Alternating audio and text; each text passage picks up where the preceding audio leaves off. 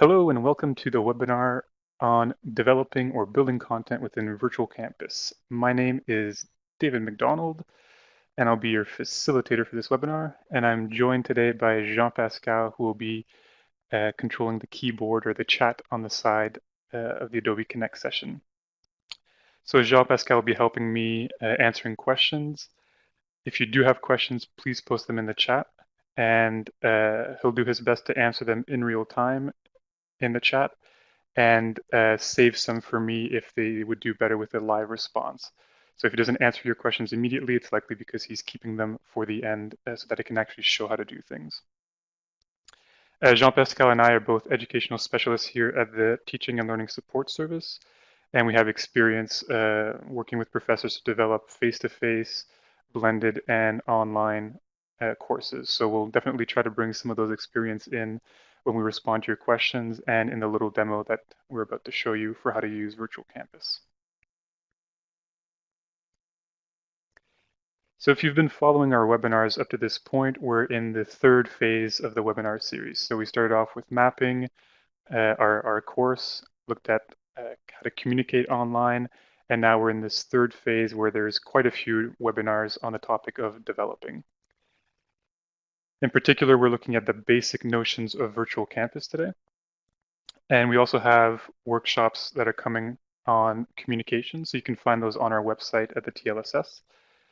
And by communications, I mean group discussions, group work, and other communication tools within Brightspace. We'll also have one on evaluation tools within Brightspace, so including Grade Center, assignment tool, and the quiz tool. And then we have our Adobe Connect sessions that are coming up, and they're on the website now as well.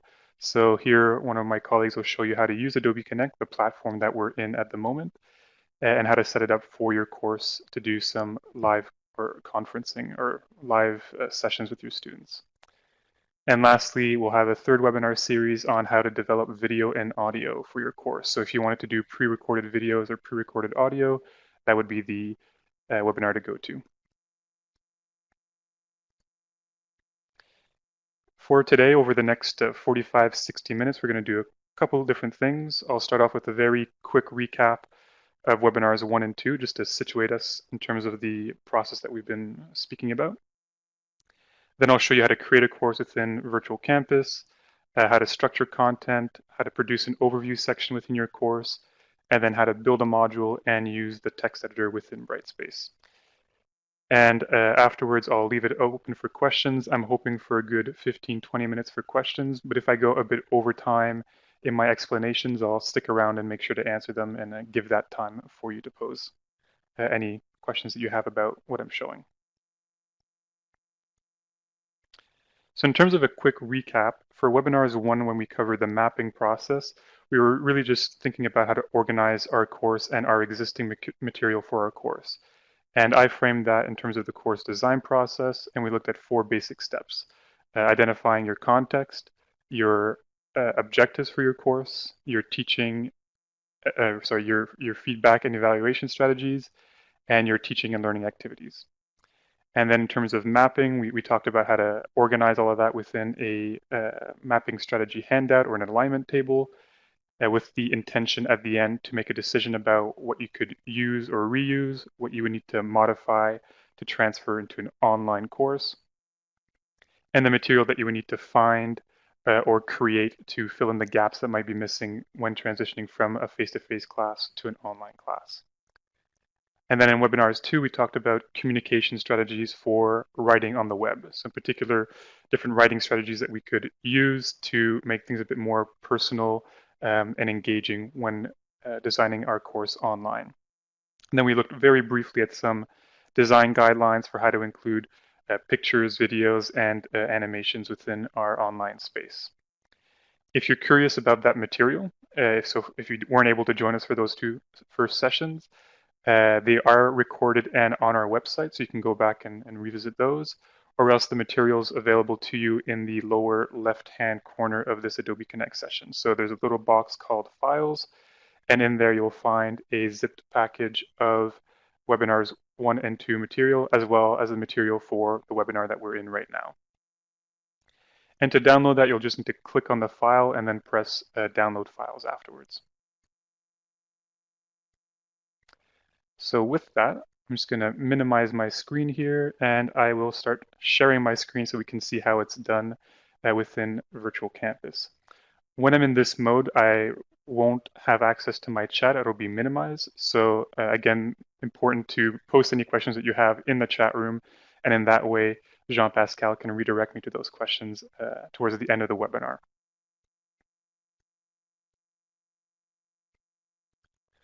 So we should all be seeing my desktop right now, and here we have Virtual Campus. So when you first enter into Virtual Campus, you'll be using the top link up here, uottawa.brightspace.com. You can access it from the TLSS website, or if you're like me, you can type it in once, bookmark it, and then forget about it afterwards. Once you come to your homepage, if you've used Brightspace in the past, you'll have access to your courses that you've taught, or courses that maybe you were registered in as a student or a TA.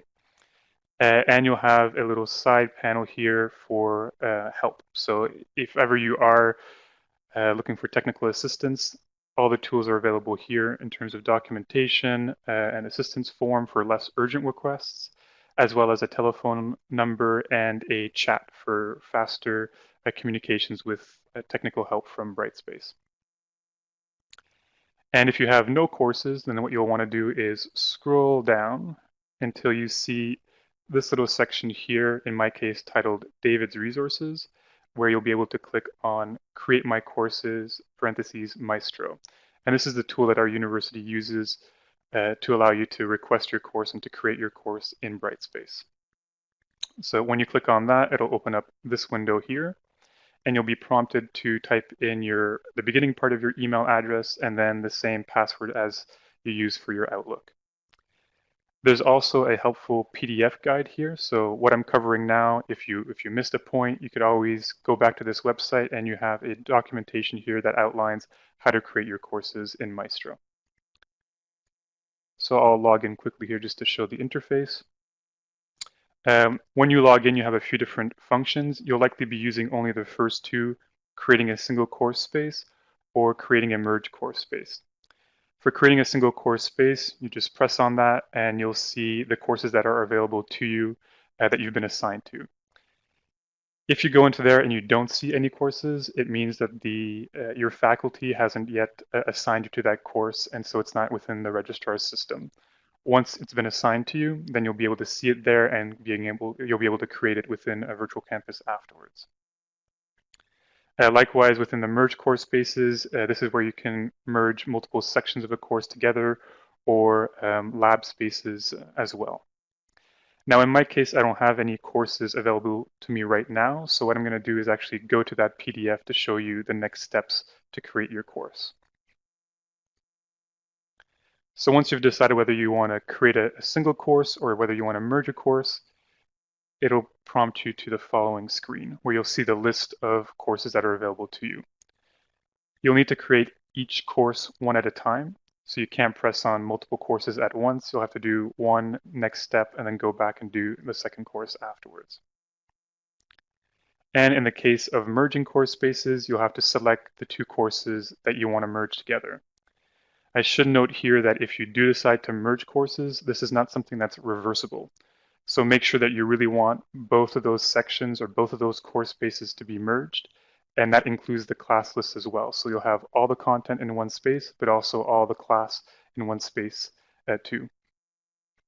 As an alternative to this, if you wanted to keep the same content in both sections but not have your class lists in both, you could also copy course elements from one course to the other. So you'd be creating it in one space only and then transferring it or importing it to the second course afterwards. And once you've made your selection, either creating an individual space or merging a course space, you'll be asked to accept the copyright information from the university. So just saying that you'll comply with copyright law within Canada.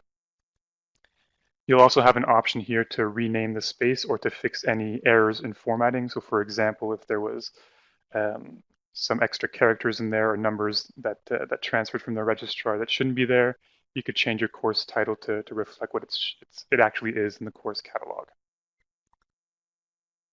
And then once you've made your modifications to the text and that you've pressed that you accept the copyright notice, your course will be created. So it'll take a matter of a few seconds before it's created, and then you can go back into Virtual Campus and see it and begin working within that course space. Likewise, if you have multiple course spaces that you need to create, then you can just press on the red button here and start the process over to create your other ones. And each time it should only take 5 or 10 seconds to create and be updated within the system. So once you have that done and you enter your course for the first time, you'll be brought to the overview section. And the overview section is actually the first screen that your students will see as well when they enter Virtual Campus. So for this reason, we strongly suggest adding a welcome message, an overview of the course, or a general description about the course, or even how to navigate it. Since it is the first time that students will be entering the course, it'll be a useful information for them to have right from the start. Now in my case, and I suggest that you do this as well, I type in all my information in advance in a Word document.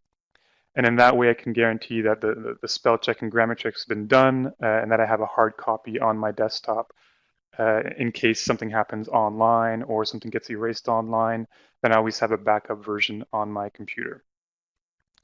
And it also makes transferring content a little bit easier. So you don't actually have to go into Virtual Campus until you're ready to put content into it. In my case, for the overview page, I'm just going to copy and paste. And then when you're at the overview page here, you'll see there's a very faint gray. If I click on that, it'll open up the text editor. And this text editor is actually the same all throughout Brightspace. So once you learn the basics of this text editor, you're good to go. It'll be the same everywhere else you go within the Virtual Campus environment. And you see that by default, it's only one row. If you want to show the full range of options, you just need to click on these 3 little dots on the side. Then you'll see additional options appear. And I'll cover what all these options mean in a moment, but first I just want to copy and paste my welcome message. So you see that when I'm trying to paste my message from Microsoft Word, a little window appears asking me if I want to remove my formatting. I strongly suggest clicking Remove Formatting. This way it just guarantees that anything from Word that could cause problems in Virtual Campus is removed, and you won't have any formatting issues or issues with the text or bullet points and things like that. So if I click on Remove Formatting, it then puts it in the default text and format of Virtual Campus. And then I can make my little adjustments from here. One of the features that can be helpful or interesting for people who are trying to personalize their course is this little command line here from Brightspace. So this is actually called a string replacement. You don't need to remember that name. All you need to know is by typing in first name with the 2 curly brackets at the end, it will automatically put the first name of the student in your message. So in this case, it would say, welcome David if I enter the course, or welcome Jean-Pascal if Jean-Pascal enters the course. And I'll just zoom in here just a little bit so that you can see the curly brackets and how it's formatted. So capital F, capital N, and then curly brackets on either end. So you're not actually writing the student's name, you're writing first name like it appears on the screen here, and it'll automatically show the student's first name when they enter the course. So in my case, I have a very general message introducing them to the course, a little description about what it is, maybe the purpose of the course, and then I'm asking them to go and click Start Here to get more information about it. So just a general introduction to get them going. But like I mentioned before, you could also include a video if you wanted to, so presenting yourself, who you are, or even how to navigate the course. So showing, like I'm doing now, a live recording, or sorry, a pre-recorded version of how to go about accessing content within the course. And once you're satisfied with the way that the information looks within your text editor, you'll just press on Update. You also have the option here to add an attachment. So if you wanted to include your course syllabus here, you could do it by clicking on the Add Attachment button. And you'll see that a little perimeter appears with a dotted line where you can drag and drop your file. So I'll just open that here to show you how that looks. I think my course syllabus is below. So once I drag and drop it, you'll see that it becomes blue. I just need to release it into that perimeter and it'll then upload to Brightspace. And now I have my course syllabus attached to my overview section. This area is the one space within Brightspace that's a bit different than how the other modules function. So you can't easily delete your file by clicking on the file like you can in other sections. To delete it or to remove your attachment, you'll actually have to go to the heading here where it says Overview, and you'll click on the downward arrow and then click on Remove Attachment. And again, this is the only area in Brightspace that functions this way in terms of removing attachments. So it's just something to keep in mind if you are making updates to your course syllabus or need to re-upload something, that's where you'll find it. I also recommend adding a section within your table of contents. In my case, I call it Start Here because my message tells them to go to the Start Here section. But you could add a little module here called Course Plan or Course Syllabus. The reason for it is since students access the overview section only once when they enter the course, afterwards it leaves them where they were last in the course. So if they went to Module 1, exited Virtual Campus, when they came back in, they would be in Module 1 again. So if we put our course syllabus only here, they might forget that that's where the course syllabus is. So I would recommend putting a module here titled Course Plan, Start Here, or whatever the case may be, where you can add information about the course, like a course plan, your office hours, information about yourself, research interests, and so on. And that way it just acts as a more obvious area for students to click on to obtain that information in case they forget about the overview section. Afterwards, you have two other buttons here, bookmarks and course schedule. These are not things that you control. They'll be automatically populated by the system or by students. But bookmarks allow students to bookmark areas of interest across the course. So as an example here, if I went into one of my online sessions and I clicked on a particular content type, I would have a little bookmark icon in the corner. If I clicked on that, it would save it for me. And when I return to my table of contents, I would now have it as a quick link to access the material. So maybe something worth mentioning to your students if they want to save or get access to material more quickly, they could use the bookmark feature to do that. Likewise, they can use the search tool to find content with those keywords within it. And then the course schedule is something that will be automated based off any place that you put a start date, end date, or due date. So I'll talk about that in a minute and we'll see how it becomes updated as we put in deadlines. The next section that I want to talk about is the table of contents. So in my case, I've already populated my table of contents with modules. But to create a module, you would go towards the end here, and you see again when I hover over it, it turns gray. And if I click on that, I can type in a module. You can look at a module a bit like a folder on your desktop. It's where you're going to organize content for a particular week, unit, or module in your course. So you could put all your files within that. You could create content and web pages. You could put links, but we're using it as an organizational tool to help students make sense of the order of the content in our class, as well as to make things a bit easier to find and access. In my case, I've organized it by module, so module 1 to 5, which would encompass multiple weeks. But you could also do it by weeks. You could say week 1, week 2, and so on. So as an example here, I might have it organized week 1 to 13 with the dates underneath it, and then putting my content within that. So now I'll just go ahead and create a module 6 in my case, and then to create it, you just press enter, and then you'll see that it's now in my table of contents. Anytime that you see these 8 little dots on the side, it means that the content can be dragged and dropped or reordered. So in my case here, I would want to move module 6 up to where underneath module 5. So I would just take it, right click, or left click, sorry, and then bring it up underneath module 5 and then release. and now my module 6 is underneath module 5. You can also use your modules to help create shortcuts to areas. So in this example, I created an assignment tab with quick links to submission boxes or areas where students can submit their projects. So you're going to want to consider how your course is organized, the logical sequence of your course, and any shortcuts that you want to provide to students, whether it's towards assignments or discussion forums. And from here, you can create modules to represent each one of those things. Next, if we dig a bit deeper into a module, you'll see again we have a option to add a description, add dates and restrictions, and also a little eyeball here that tells us that the module is currently visible. So by default, your course will be active, and it should have a start date to it. So I'll take a quick side tangent here to show you in Course Admin.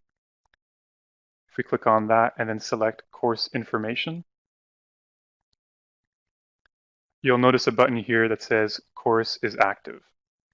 If you wanted to work on your course and ensure that students see nothing, so for example, if you have access to your course right now, but it only starts in September, you could always deactivate your course, make sure that nobody has access to it, and work freely within your course without worry that people would see the content.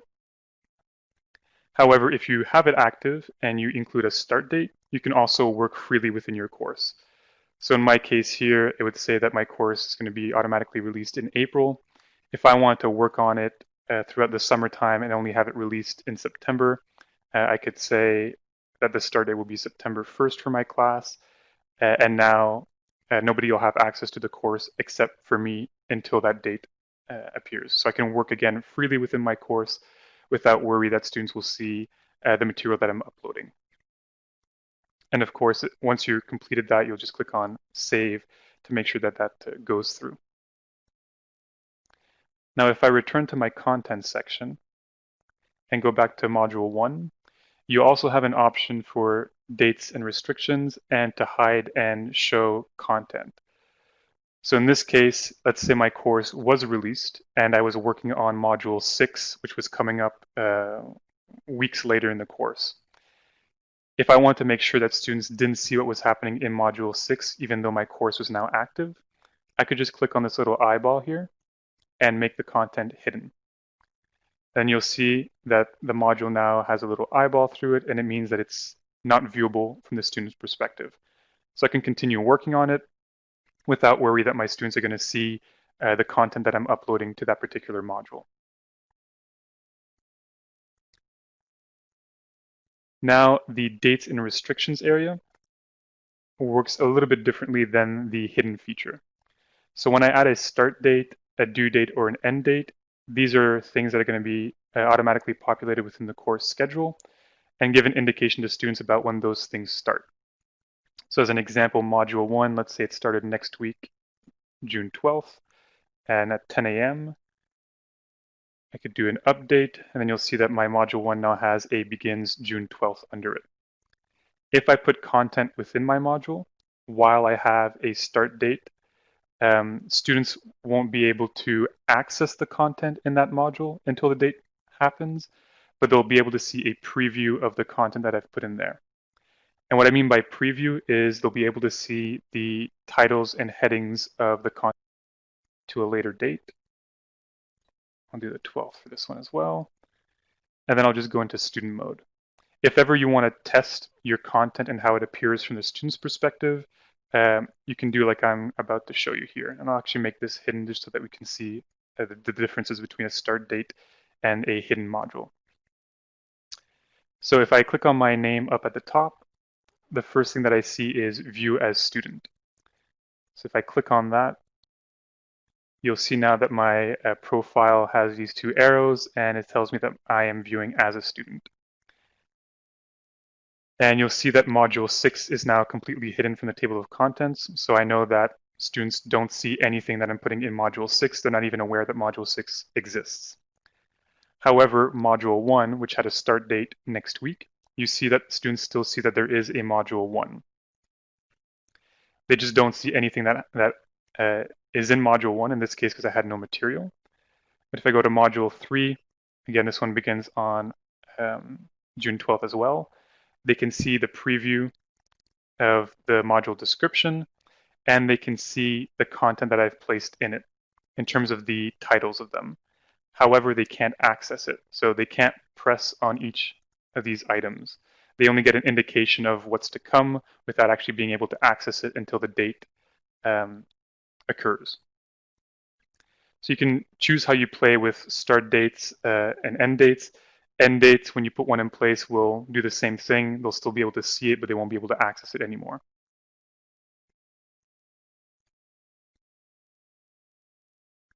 So if you really don't want students to see the material or have access to the material any longer, you're likely going to be using the hidden feature of the module.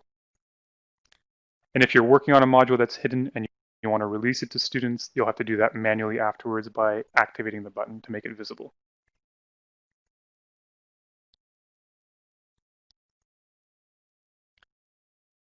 So the next thing I want to show, when we talk about a module, I strongly encourage adding a description of the module. So for a description, adding a couple words about what the module encapsulates or what the week encapsulates. So what content will be addressed, what are their learning outcomes or expectations for that module, are there any deadlines for that module, as well as giving a general sense of how long it should take them to complete.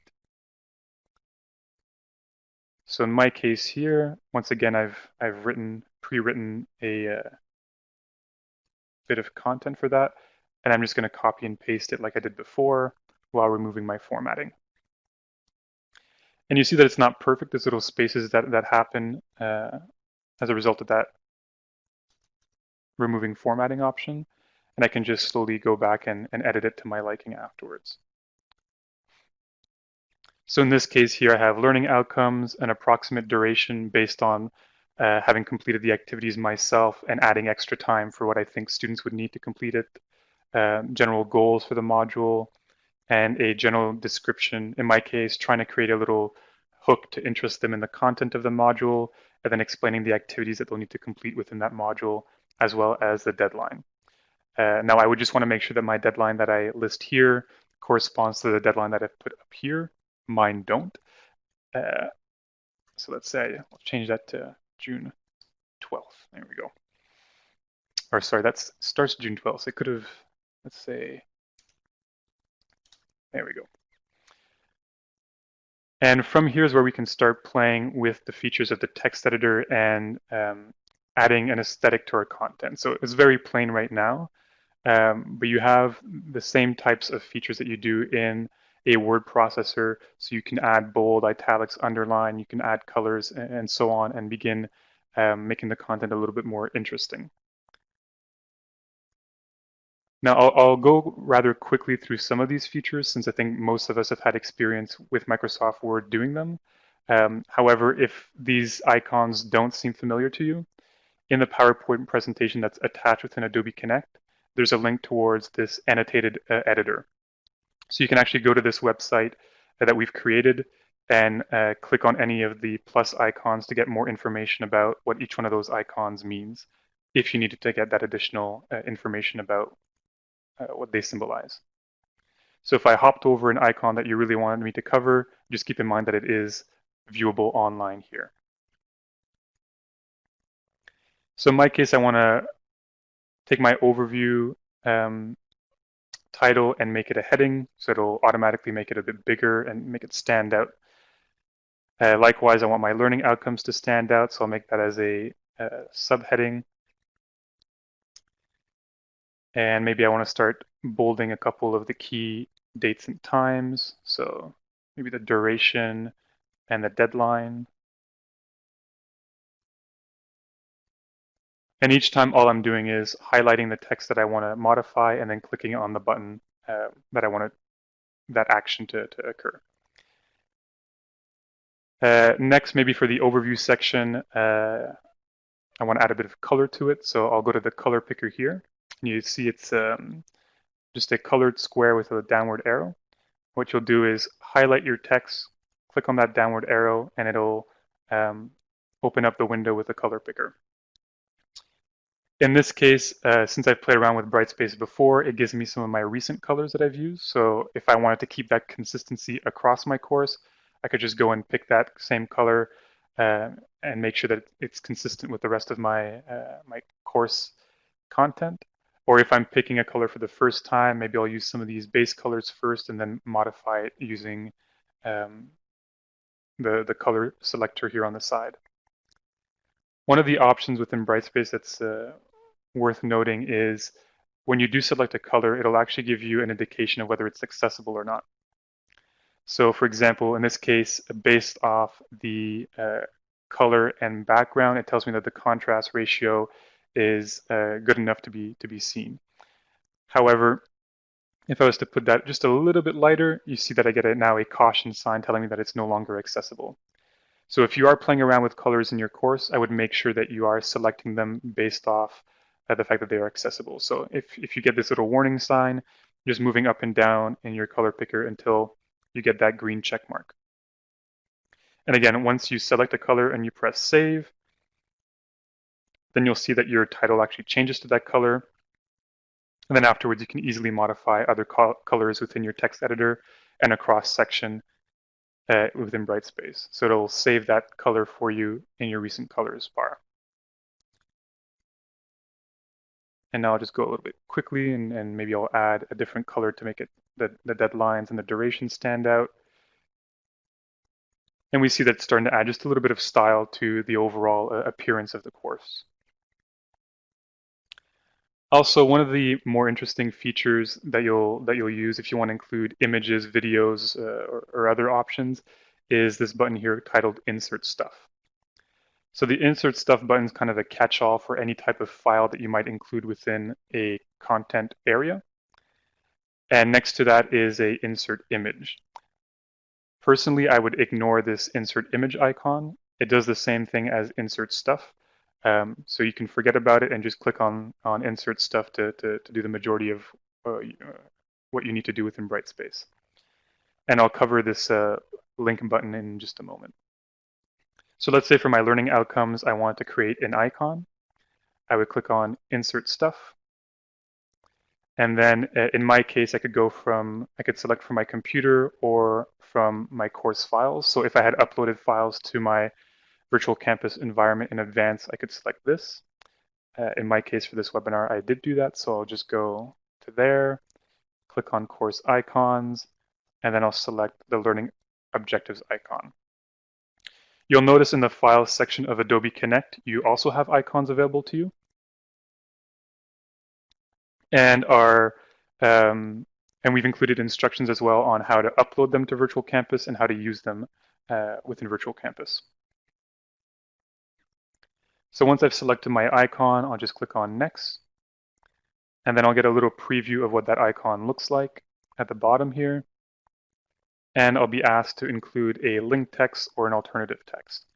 If the image is decorative, then I can indicate that it's decorative, and then I won't need to write the link text or alternative text.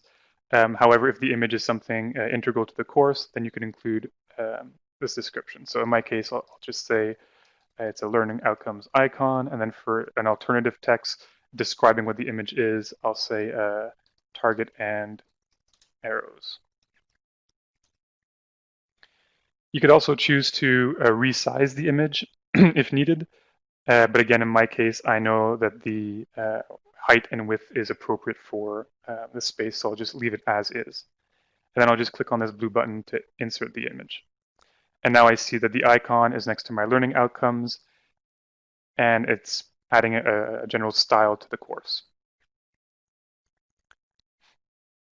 Afterwards, anytime that you're satisfied or you want to make sure that the content and the text that you've put in place is saved, you just need to press on the blue button that says Update. So once you do that, then you see that it's now, we now have our description of our module. If I go back, if I want to edit that module description, I just need to go over the text and you see that it turns gray, and then it'll open up the text editor once again. And here I just want to show you the insert quick link feature. So inserting a quick link allows you to do a couple different things. You can insert a link towards a website, or you can create a quick link towards other content within your course. So as an example here, if I said something like as mentioned in module 3, I could select module 3, click on the quick link here.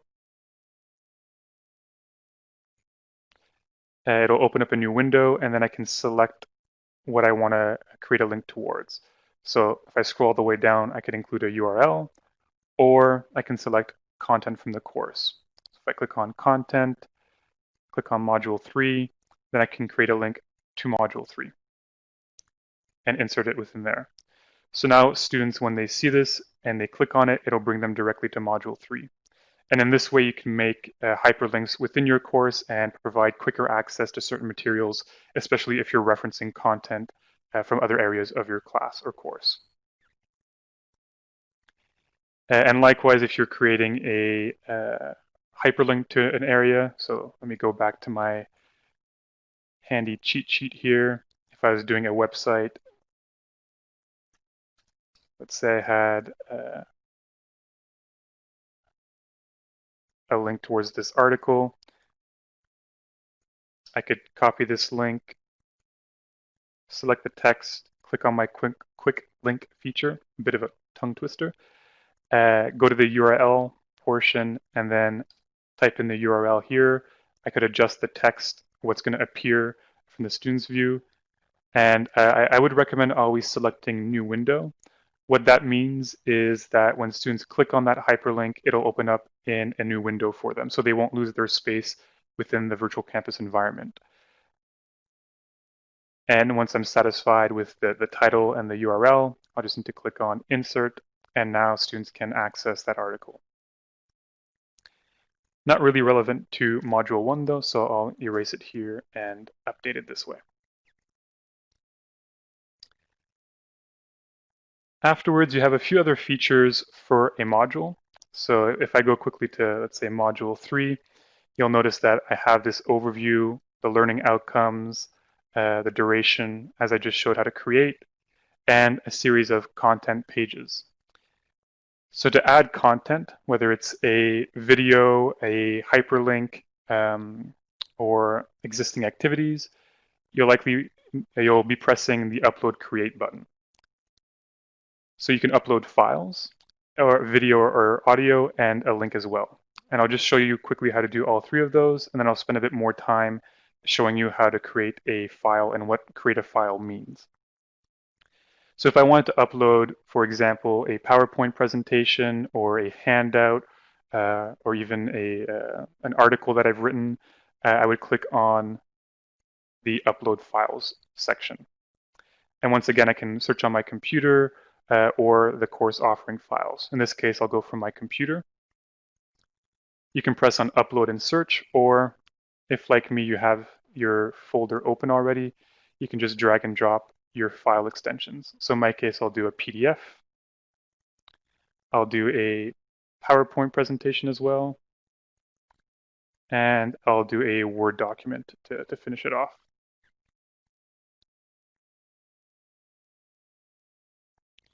I should have done, you could actually do 3 at a time.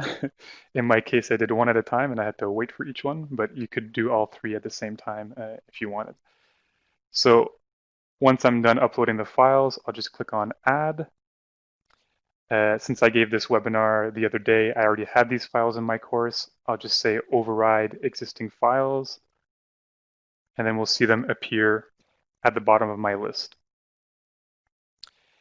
Once again, you have these 8 little dots on the side here. So if you did need to reorganize things, you could just click on them and move them up and down the module section in the sequence that you would want students to look at them. For me, I'll just leave them as is. And you can actually use the bulk edit feature to modify multiple content within your module at the same time. So as an example here, if I press bulk edit and I wasn't happy with my titles, I could scroll down to all those files that I just uploaded. And let's say since we're in module 3, I'll rename it to module 3. I'll rename this one to module 3.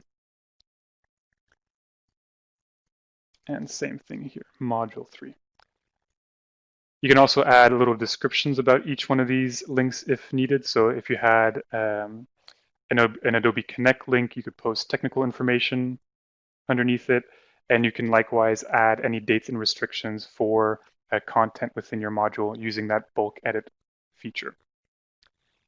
This is also where you could decide to hide particular elements within your module. So if you had a handout that you only wanted students to get once the live session is complete, you can make it hidden here and then reveal it afterwards. And you again can do that with the dates and restrictions option as well. And once I'm satisfied with all the modifications I've made, I'll just click on Done Editing, and then I can see that my titles have been changed and that one of my elements is hidden from the student view. Next, you can add video or audio. So if you've pre-recorded something yourself, you could upload it directly, keeping in mind that you have a 1 GB limit. If your video exceeds 1 GB, then I would recommend hosting it on another platform, for example, YouTube, Google Drive, Vimeo, or if you have a paid subscription to another service, you could do it from there as well. And you can always make your videos unlisted, so it would only be accessible to people who have the link, and it wouldn't be something that's placed within each of those hosting platforms in the public view. Or if you're borrowing videos from other sources, so for example, a TED Talks, then you can always just copy the URL here and paste it within the little box there. And what will happen, it'll automatically grab the title of that video and give you a preview of that video as well. So if you weren't happy with the title, you could change it, and then it would appear like this in your course. So let's say I'm satisfied with that, I'll just press save. It'll give me a preview of what that looks like in my course. So now I see that my video is embedded within my module 3, and students can access it just by clicking on play. And in terms of copyright, you should be fine linking videos like this within Brightspace. But if you do have particular context that you're grabbing videos from other sources, I would contact the copyright office on campus to make sure that it's okay, and looking at their guides online, or else working with the librarians to using the ARIES course reserve service to make sure that you're using proper sources for integrating multimedia within your course. For things like a TED Talk video, it shouldn't be a problem, but for other things like documentaries or movies, you'll want to talk to our librarians and the ARIES course reserve service. So I'll just return back to my module, and you'll see again that my link has been added. You can tell too, there's little icons that symbolize what each one of these things is. So a little video camera, that's hard to see, that says video, web pages, PDF documents, etc. And then lastly, before I show how to create a file, you can also create a link. So if you had a link to a website like Stanford Encyclopedia, I could post my link here and then give it a title as well. And if you're including a link this way, again, I would suggest opening it up as an external resource so that students are taking a window opens outside of Brightspace and students don't lose their spot within virtual campus. And you see now if I were to press on that, it would open up in a different window and I would have access to that Stanford Encyclopedia webpage.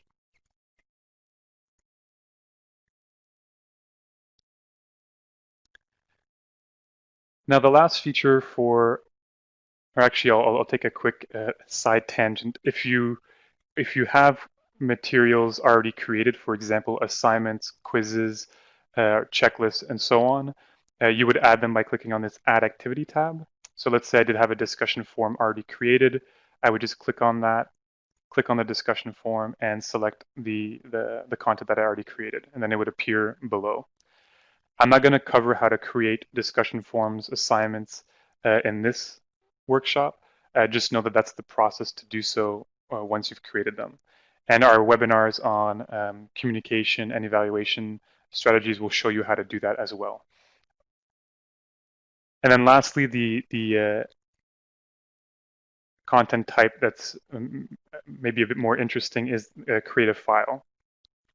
So create a file is actually you're creating a form of a web page within Brightspace. So if I click on that, it'll prompt me with a giant text editor, and then here I can create content using all the features that I just showed. So for example, if instead of linking to a peer-reviewed journal, I wanted to write a passage myself, I could do that in this text editor. I could also post messages using this text editor, um, expectations, descriptions of concepts. I could embed videos here and have text that goes underneath it. So it's a very versatile content type that you can use to produce content within your course. And I'll show a quick example of how to create it, and then I'll show you also what that might look like once it's polished up a bit. So in my case here, I'm creating a content page where I'm describing different evaluation strategies. And in my course, ESG 6100, I did this instead of linking towards an article. I wrote it myself just because it was a refresher for students. So I didn't want to have them read a full article. I just gave them a quick refresher about the topic instead of linking out. And then give it a title.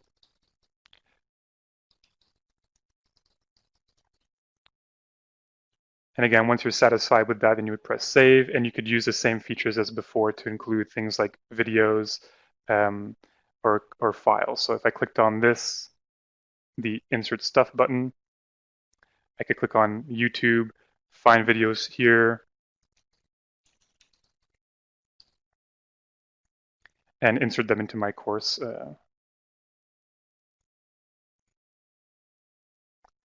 And then insert. And then you'd see them appear within your content area. So again, a bit more versatile of a content type.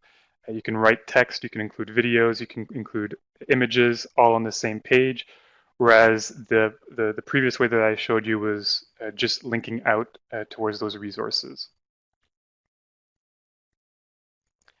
And then I'll click save. And because I already created one for the last webinar, I overwrote it again. And then you have a page here. So if I go out to something that I've already created ahead of time, we can see if you do multiple of these things, it can become a bit more interesting from the student's perspective. So in this case, maybe I'm presenting a little recap of what we did the previous class. Then if students go to another page, they're getting a bit more information on a particular topic. I'm including some hyperlinks towards resources.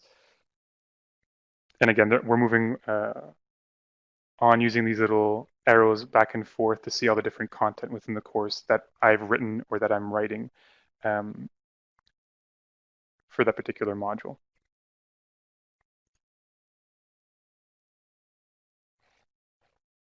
And then we have about 10 minutes left, so I think I'll cap it off here. I'll go back and conclude the webinar, then I'll open up for questions. And like I mentioned before, I'll stick around for a bit longer to make sure that I give at least 20 minutes for questions.